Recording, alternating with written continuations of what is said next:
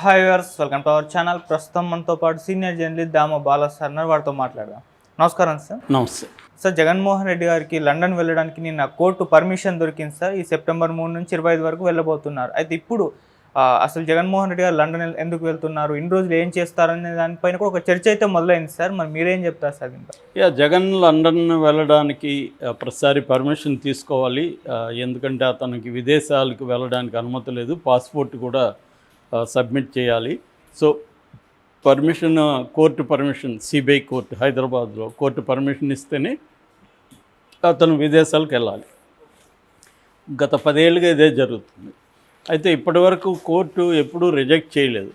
అయితే ఈసారి రిజెక్ట్ చేస్తుంది అని ఒక వార్త అయితే వచ్చింది. ఎందుకంటే ఈసారి రెగ్యులర్గా దీని మీద విచారణ జరపమని సుప్రీంకోర్టు చెప్పింది. హైకోర్టు ఇక్కడ 2 సార్లు హైకోర్టు సిబిఐ కోర్టును ఆదేశించింది.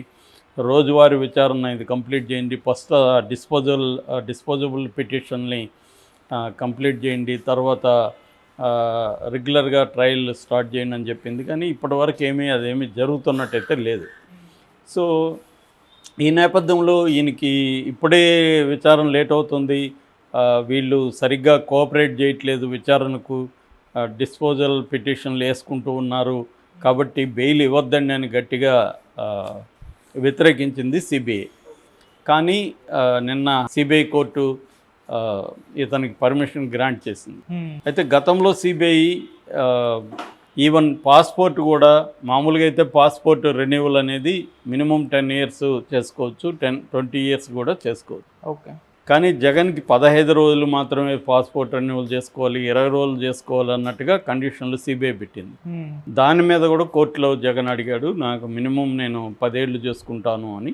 సో నిన్న కోర్టు 5 ఏళ్ల వరకు పర్మిషన్ ఇచ్చింది, 5 ఏళ్ల వరకు రెన్యువల్ చేసుకోవచ్చు జగన్. అట్లాగే సెప్టెంబర్ 3 నుంచి 25 వరకు లండన్ ట్రిప్ వెళ్ళి రావడానికి కూడా పర్మిషన్ ఇచ్చింది. అయితే కొన్ని కండిషన్లు పెట్టింది. అదేంటంటే జగన్ ఎక్కడున్నా కూడా సిబిఐకి తన ఫోన్ నెంబర్ ఇవ్వాలి, సెల్ ఫోన్ నెంబరు, అట్లాగే ఈమెయిల్ ఐడి ఇవ్వాలి, అట్లాగే ఆయన ఎక్కడెక్కడికి వెళ్తున్నాడు ఏంటనేది సిబిఐ సమాచారం అందివ్వాలి. ఓకే. ఇది అంటే ఆయన ఎవరిని కలుస్తున్నాడు ఏంటనేది చెప్పాల్సిన అవసరం లేదు, కానీ ఏ ప్లేస్లో ఉన్నాడు అనేది చెప్పాలి. అంటే లండనే వెళ్తున్నాడా లేకపోతే వేరే ప్లేసులకి వెళ్తాడా అనేది సిబిఐకి ఉన్న కన్సర్న్ అన్నమాట. సో ఇది బేసిక్గా. అంటే ఇంకొక వైపు విజయసాయిరెడ్డి కూడా 6 నెలల్లో 60 రోజుల పాటు యూరోప్ ట్రిప్కి పర్మిషన్ మనం కూడా పెట్టుకున్నాడు, అది ఇంకా ఫైనల్ కాలేదు. దాన్ని కూడా సిబిఐ గట్టిగా వ్యతిరేకించింది. సో సిబిఐ వ్యతిరేకించినా కూడా కోర్టు పర్మిషన్ అయితే ఇచ్చింది జగన్కి.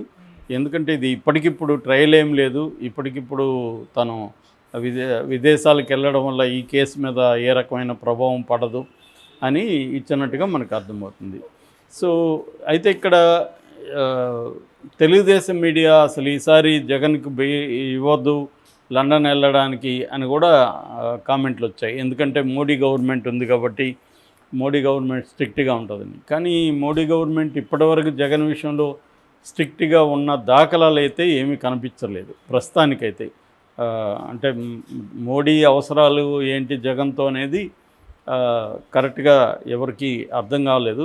ఎందుకంటే ఒకటేమో రాజ్యసభలో జగన్కి 11 మంది ఉన్నారు కాబట్టి వాళ్ళ మద్దతు కావాలని, కానీ ఇప్పుడు ఎన్నికలు వచ్చాయి, 12 మంది రాజ్యసభ సభ్యులు ఎన్డీఏ కూటమికి వెళ్ళిపోతారు. సో కాబట్టి ఇంకా అవసరం కూడా ఉండదు. కానీ మళ్ళీ జగన్ ఎందుకు సపోర్ట్ చేస్తుందంటే 2 కారణాలు కనబడతాయి. ఒకటేమో జగన్ని ఆంధ్రప్రదేశ్లో స్ట్రాంగ్గా ఉంచడం ద్వారా చంద్రబాబుని కంటైన్ చేయొచ్చు.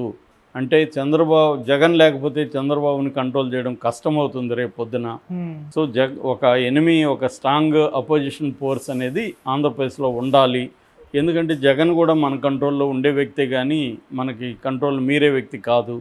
కాబట్టి జగన్ని ఉంచడమే అవసరం అనేది వాళ్ళు భావిస్తున్నారు అనేది ఒక పాజిబుల్ అనాలిసిస్. రెండవది, జగన్కి చంద్రబాబు మధ్య ఒక ఒప్పందం కుదిరింది ఈ మధ్య బెంగళూరులో. సో డీకే శివకుమార్ మధ్యవర్తిత్వం వహించాడు, మనం కూడా చెప్పుకున్నాం. ఈ వెర్షన్ ఒకటి వచ్చింది. అందువల్ల జగన్ జోలికి చంద్రబాబు వెళ్ళకూడదు, చంద్రబాబు జోలికి జగన్ రాడు అన్న ఒక ఇది కనిపిస్తుంది. ఎందుకంటే చంద్రబాబు కూడా జగన్ని కెలికే కొద్దీ చంద్రబాబు కూడా ఇబ్బందులు మొదలయ్యే అవకాశం ఉంది. ఎందుకంటే జగన్ లాగే చంద్రబాబు కూడా బిహేవ్ చేస్తున్నాడు. గతంలో జగన్ ఎట్లాగైతే ప్రత్యర్థుల్ని వేధించాడో చంద్రబాబు కూడా అదే వేధిస్తున్నాడని ఆల్రెడీ ఇప్పుడు విమర్శలు స్టార్ట్ అయ్యాయి. దీన్ని నెక్స్ట్ లెవెల్కి తీసుకుపోకుండా చంద్రబాబు ఇప్పటి వరకు అయితే సంయమనం పాటిస్తున్నాడు. ఇప్పటి వరకు ఏ నాయకుడిని కూడా అరెస్ట్ చేసి జైలుకి పెట్టడం జరగలేదు. ఓన్లీ ఒకరిద్దరు యంగ్ లీడర్స్ అంటే మోహిత్ రెడ్డి, చెవిరెడ్డి మోహిత్ రెడ్డి కావచ్చు, ఇక్కడ విజయవాడ రాజీవ్ కావచ్చు, ఇలాంటి వాళ్ళని మాత్రమే జోగి రమేష్ వాళ్ళ కొడుకు రాజు వాళ్ళని అరెస్ట్ చేశారు. సో అంత తప్ప పెద్ద నాయకులను ఎవరిని అంటే కొడాలి నాని చేయలేదు, వల్లంనేని వంశీని చేయలేదు, అంబటి రాంబాబుని చేయలేదు, రోజాని చేయలేదు, పెద్దిరెడ్డి రామచంద్రారెడ్డిని చేయలేదు, వాళ్ళ కొడుకు మిథున్ రెడ్డిని చేయలేదు. ఇలాగా ప్రతి చోట వైసీపీ వాళ్ళు గతంలో తెలుగుదేశాన్ని ఎవరెవరో ఇబ్బందులు పెట్టారు. ఆ నాయకులను ఎవరిని ఇప్పటివరకు అరెస్టులు అనేది చేయలేదు. రెండవది జగన్ కూడా ఢిల్లీ దీని తర్వాత పెద్ద ఎత్తున ఆంధ్రప్రదేశ్లో చంద్రబాబుకు వ్యతిరేక ఉద్యమం చేయడం కానీ అవేం చేయలేదు. ఈవెన్ తన గాయపడిన వాళ్ళందరినీ నేను పరామర్శిస్తాను, వైసీపీ ఓడిపోయినప్పుడు కొంతమంది చనిపోయినారు, వాళ్ళందరినీ నేను పరామర్శిస్తా, ఓదార్పు యాత్ర చేస్తా అన్నాడు. అదేమీ చేయలేదు. అట్లాగే ప్రజా దర్బార్ నిర్వహిస్తా తాడేపల్లిలో అన్నాడు, అదేమీ చేయలేదు. అంటే జగన్ కూడా పెద్ద ఎత్తున పోరాటం అనేది చేయలేదు. ఇప్పుడు కూడా 3వ తేదీ నుంచి 25వ తేదీ వరకు జగన్ ఎందుకు లండన్ వెళ్తున్నట్టు, ఒక ప్రతిపక్ష నాయకుడు ఇక్కడ అవసరం ఉంది కదా అన్నప్పుడు అతను చెప్పే కారణం వచ్చి వాళ్ళ కూతురు బర్త్డేకి అయితే ఇన్ని రోజులు వెళ్ళాల్సిన అవసరం ఉందా అనేది ఒక చర్చ. సో అంటే జగన్ ఇప్పటికిప్పుడే చంద్రబాబు ప్రభుత్వానికి వ్యతిరేకంగా ప్రజా పోరాటాలకి సిద్ధమవుతున్నట్టు లేదు. ఇప్పుడు యాక్చువల్గా 31 నుంచి వాలంటీర్లు కూడా అల్టిమేటం జారీ చేస్తారు, మాకు తేల్చకపోతే మేము నివేదన కార్యక్రమం చేస్తామని. సో నివేదన అంటే అదేం పెద్ద ఆందోళన కాదు, కానీ ఎక్కడికక్కడ చంద్రబాబుకి తమ బాధలను చెప్పుకోవడానికి వాళ్ళు ఏవో కొంత ప్రోగ్రాములు పెట్టుకున్నారు. సో ఇప్పుడు అసంతృప్తిని ఉపయోగించుకొని వైసీపీ రంగంలోకి దిగచ్చు, కానీ దిగట్లేదు. అట్లాగే చాలామందిలో పథకాలు అమలు కాలేదనే అసంతృప్తి అయితే ప్రజల్లో మొదలైంది. ఎందుకంటే జగన్కి అలవాటు పడ్డారు, ఇస్తున్నారు. ఇప్పుడు తల్లికి వందనం అనేది జగన్ మొన్నటి వరకు ఇచ్చాడు. జగన్ ప్రభుత్వం ఉంటే వాళ్ళకి రెగ్యులర్గా వచ్చిండేది. అట్లాగే రైతు చాలా పథకాలు ఆగిపోయినాయి. అట్లాగే వాలంటీర్ల వల్ల వచ్చే ఇంటికి వచ్చి రేషన్ కానీ ఇంటికి వచ్చి అవన్నీ కూడా ఆగిపోయినాయి. వీళ్ళు ఇప్పుడు రేషన్ షాప్ ముందు నిలబడి తీసుకోవాల్సిన పాత పద్ధతులు వస్తున్నాయి. సో ఇటువంటి విషయాల పట్ల ప్రజల్లో చాలామందిలో అసంతృప్తి ఉన్నా కూడా జగన్ కానీ వైసీపీ పార్టీ కానీ దాని మీద ఏమీ ప్లాన్ ఆఫ్ యాక్షన్ కానీ ఏమీ లేదు. ఓకే. సో దీనికి ప్రధాన కారణం ఒక రకమైన అండర్స్టాండింగ్ వచ్చిందా, అందుకనే చంద్రబాబు కూడా ఎవరి మీద చర్యలు తీసుకోవట్లేదు. ఈవెన్ అధికారుల మీద కూడా ట్రాన్స్ఫర్లు ఏవో చేస్తున్నారు, కానీ వాళ్ళ మీద సీరియస్గా చర్యలు గతంలో వైసీపీ తరపున వాళ్ళు తెలుగుదేశం నాయకుల్ని కావచ్చు, కేడర్ని కావచ్చు తీవ్ర ఇబ్బందులకు గురి చేసిన పోలీస్ ఆఫీసర్లు ఉన్నారు, వాళ్ళ మీద ఏమీ చర్యలు తీసుకోవట్లేదు అన్న విమర్శలు తెలుగుదేశంలోనే ఉన్నాయి. సో ఈ కాంటెక్స్ట్లో జగన్ లండన్ వెళ్ళడం కూడా అది బర్త్డే సాగుపెట్టుకొని వెళ్ళొచ్చు, కానీ బర్త్డేకి అన్ని రోజులు వెళ్ళాల్సిన అవసరం ఉందా అన్న దగ్గర డౌట్లు వస్తున్నాయి. పైగా అతను తాడేపల్లిలో ఎక్కువసేపు గడపట్ల, మ్యాక్సిమం బెంగళూరుకి వెళ్ళిపోతున్నాడు.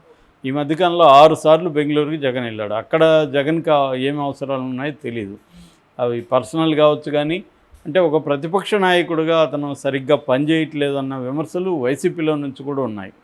వీళ్ళు రోజుకొక వైసీపీ నాయకుల మీద పర్సనల్ కథనాలని ముందుకు తీసుకొస్తున్నారు. ఫస్ట్లో మనకి విజయసాయిరెడ్డి తీసుకొచ్చారు, తర్వాత దువ్వాడ శ్రీనివాస్ తీసుకొచ్చారు, అనంతబాబు తీసుకొచ్చారు, లేటెస్ట్గా సజ్జల ఒక హీరోయిన్, హిందీ హీరోయిన్ని ఇబ్బంది పెట్టారని సజ్జల పేరు తీసుకొస్తున్నారు. ఇలాగ రోజుకోటి తీసుకొస్తున్నారు. ఏ రోజే సజ్జల విషయంలో సీఎంఓ ఎంటర్ అయింది, ఆ పోలీస్ ఆఫీసర్లకు అంతా కూడా నోటీసులు జారీ చేయబోతున్నారు అని కూడా ఒక వార్త వస్తుంది. సో ఈ నేపథ్యంలో జగన్ ఎందుకు సైలెంట్గా అయిపోయాడు ఈ మధ్యకాలంలో, చంద్రబాబు ఎందుకు సైలెంట్ అయిపోయాడు అన్న ఇది కూడా కనిపిస్తుంది. ఈ నేపథ్యంలోనే జగన్ కూడా ఏదో కార్యక్రమాలు పెట్టుకొని రాష్ట్రం నుంచి బయటికి వెళ్ళే పనులు చేస్తున్నాడు, అందుకని లండన్ ట్రిప్ కూడా అన్న విమర్శ అయితే ఉంది.